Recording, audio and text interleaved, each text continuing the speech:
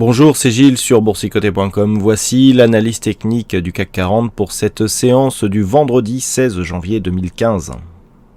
Et donc au lendemain du mini cataclysme qui a frappé la paire de devises euro-franc suisse, eh bien nous avons finalement une séance qui continue dans ce que je vous expliquais hier, à savoir c'est la poursuite de ce mouvement haussier, donc alimenté par des spéculations sur un éventuel quantitative easing qui sera annoncé la semaine prochaine jeudi par Mario Draghi. Donc on vient ici tester des zones de points hauts qui faisaient figure d'objectifs ici à 4415 points, suite à la rupture que nous avions eue à peu près par là sur le retracement des 61,8% de Fibonacci. Je vous avais dit qu'on avait une probabilité accrue de revenir ici sur cette zone de points hauts. C'est ce qui est en passe d'être fait, donc dans un contexte assez compliqué, à ma foi, surtout en ce qui concerne la finance, puisque certains brokers seraient touchés plus que d'autres. Donc nous avons dans ce contexte une tendance qui se confirme à la hausse avec ce RSI en phase haussière, donc le stochastique qui rentre en zone de surachat, confirmé par le MACD haussier et des volumes supérieurs à la moyenne. La volatilité baisse un petit peu, ce qui est conforme à la poursuite d'un mouvement haussier. Donc on est ici dans la poursuite d'un mouvement qui, après avoir cassé ici cette zone de résistance horizontale, accélère. On a des volumes supérieurs à la moyenne, on a une volatilité correcte. Donc on est vraiment ici dans une reprise de dynamique après ici cette grosse phase d'hésitation que nous avons eue sur la bougie précédente. Donc le biais haussier se confirme, il se confirme sur le CAC et sur d'autres indices. Il faut savoir que le DAX a battu des records aujourd'hui dans un contexte assez particulier. Donc on a énormément de nouveaux plus hauts sur divers indices. Donc nous sommes haussiers. Les points d'invalidation sont relativement bas puisqu'il faudrait descendre ici sous cette zone des 4075 pour inverser le mouvement. Maintenant que nous avons marqué un nouveau plus haut, c'est le plus bas qui se situe entre les deux plus hauts significatifs, et ce plus bas se situe ici sur la zone des 4075 points. Donc on reste ici dans un mouvement haussier qui pourrait, puisqu'on voit qu'avec les indicateurs on n'est pas en total surachat, donc une configuration qui pourrait se confirmer et donc s'intensifier même à partir de la semaine prochaine, notamment si Mario Draghi annonçait un quantitative easing. Alors vu que nous sommes vendredi, je vous propose une vue hebdomadaire des marchés.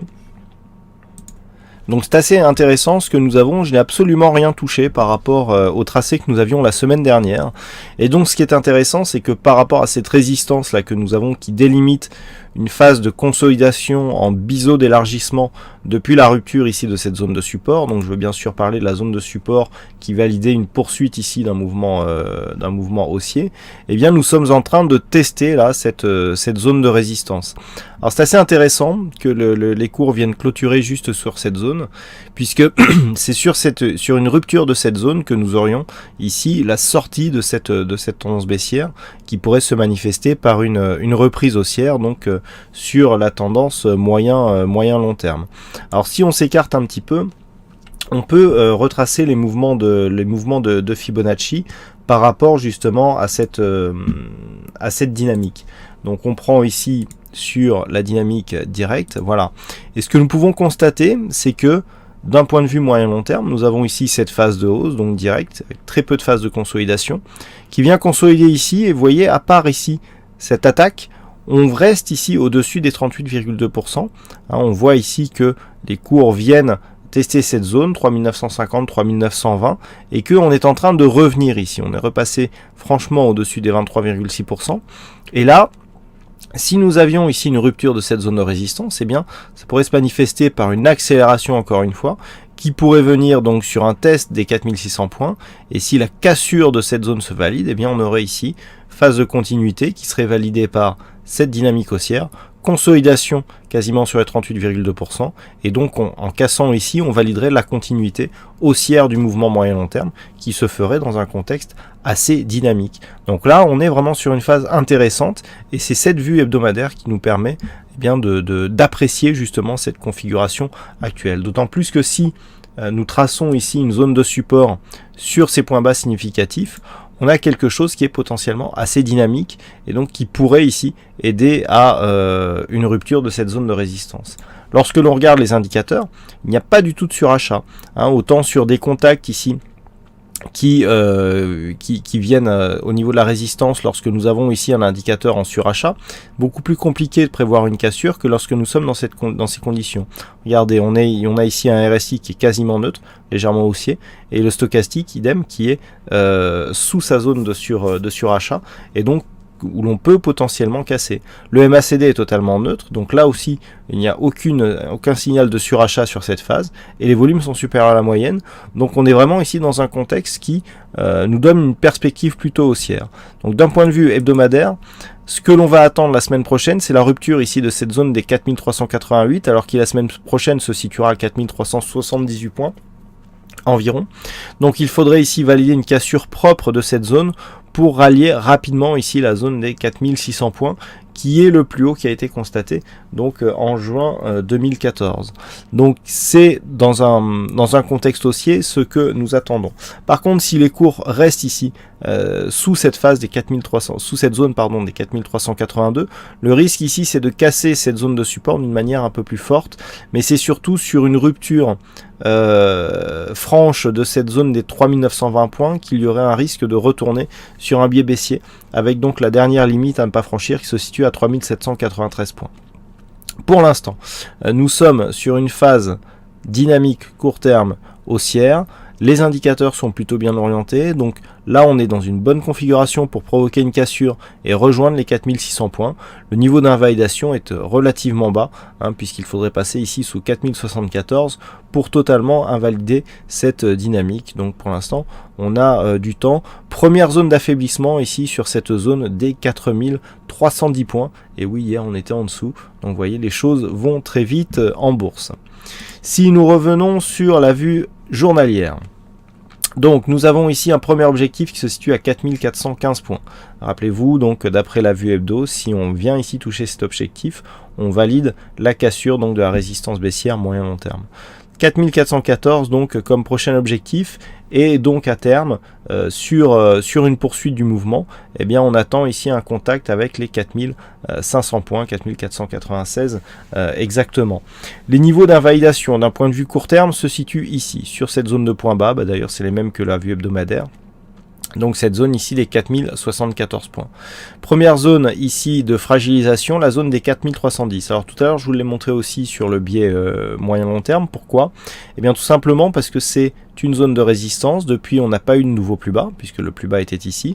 Donc on est venu ici placer un plus bas supérieur au précédent, et ensuite on casse le point haut. Donc on a une succession de points bas croissante, une succession de points hauts croissante. Donc l'invalidation de cette dynamique, c'est le dernier point bas significatif, à savoir cette zone ici des 4074 points. Tant que l'on est au-dessus de cette zone, on a des nouveaux plus hauts, des nouveaux plus bas qui sont plus hauts que les précédents, et donc nous sommes dans une continuité haussière. Maintenant, à voir si la cassure de cette zone de points hauts valide un nouveau point haut avec une bonne amplitude. Il faudrait au moins, pour renforcer la tendance, je dirais, dépasser cette zone, alors 4415 sûr, mais surtout le point haut de cette bougie qui se situe à 4427,74. Donc 4425, si on dépasse 4425 la semaine prochaine, on aura plusieurs validations qui nous permettront de valider la poursuite de cette tendance haussière, avec donc divers points pour la prochaine journée ici 4310 points,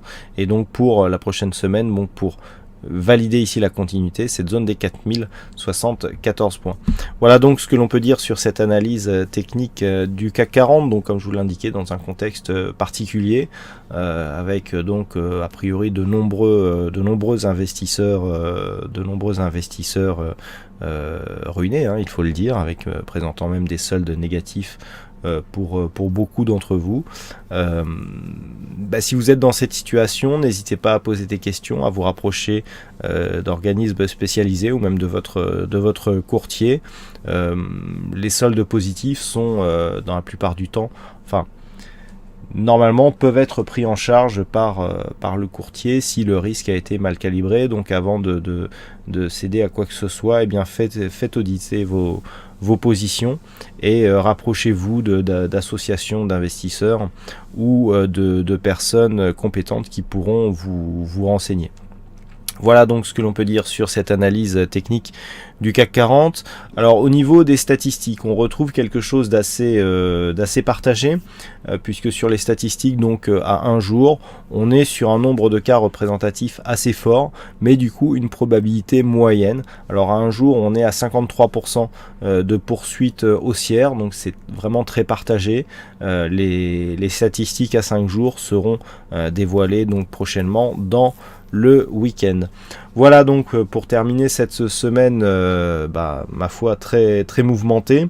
Je vous rappelle que la semaine prochaine, donc c'est Mario Draghi qui pourra animer les marchés avec l'annonce éventuelle d'un quantitative easing qui pourrait là aussi provoquer de la volatilité. D'ailleurs, certains investisseurs se demandent s'il n'y a pas un risque de volatilité en cas de refus plutôt qu'en cas de confirmation, tant ce quantitative easing est anticipé par les investisseurs. Voilà, donc à suivre et attention, donc a priori certains institutionnels attendent une volatilité accrue toute la semaine prochaine. Donc si vous êtes un investisseur particulier, n'oubliez pas que dans des contextes difficiles, eh bien il convient de baisser ses expositions et d'élargir ses stops pour ne pas augmenter son risque.